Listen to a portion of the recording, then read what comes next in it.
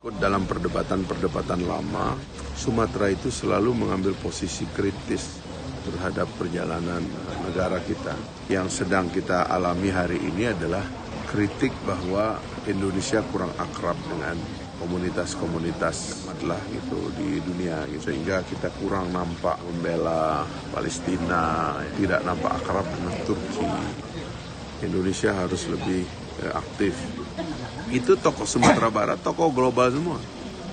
Natsir, tokoh global. Syahrir, itu tokoh global. Tokoh Minangkabau yang akhirnya itu menjadi para pemikir kelas dunia.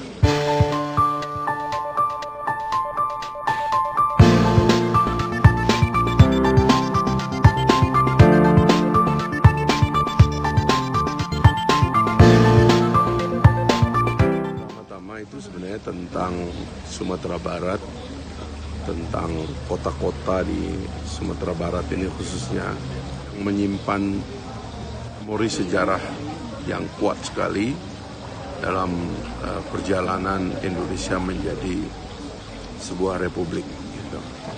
Ini yang harus memorinya itu dibangunkan kembali.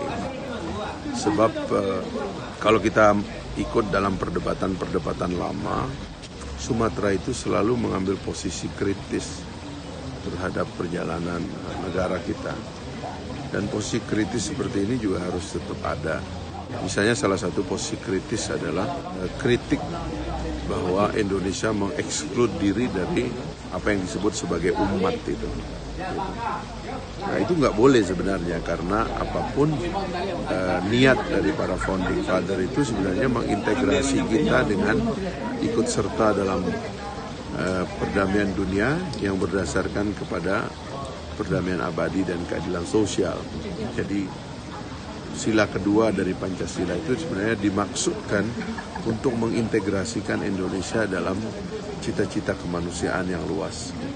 Saya bisa bilang kalau kita mau spesifikasi kritik yang sedang kita alami hari ini adalah kritik bahwa Indonesia kurang akrab dengan komunitas-komunitas umat lah gitu di dunia gitu, sehingga kita kurang nampak membela Palestina, ya kan, kurang tidak nampak akrab dengan Turki, bahkan juga dengan Timur Tengah.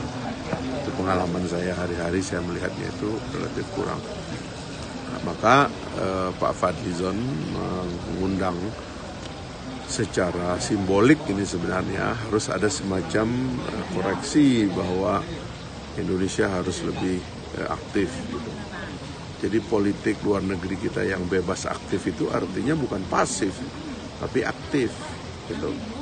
Sekarang ini politik luar negerinya lebih nampak sebagai politik luar negeri tidak bebas dan pasif. Ya, itu yang membuat Indonesia itu terkungkung dia. Kalau Bung Karno dulu itu, begitu dia merdeka, yang pertama dia lakukan tuh keliling. Bung Karno itu begitu merdeka dia keliling dunia.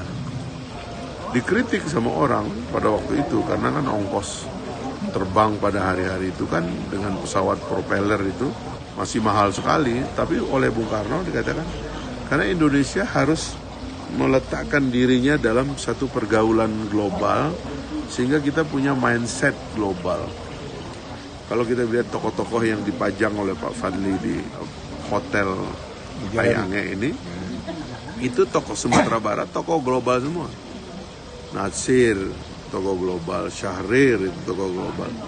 Yamin, tokoh global. Tan Malaka, itu tokoh global. Semua ini tokoh-tokoh Sumatera Barat, tokoh-tokoh Minangkabau yang akhirnya itu menjadi para pemikir kelas dunia, yang buku-bukunya kalau kita baca hari ini masih membuat kita terpukau karena ide-idenya yang mendalam.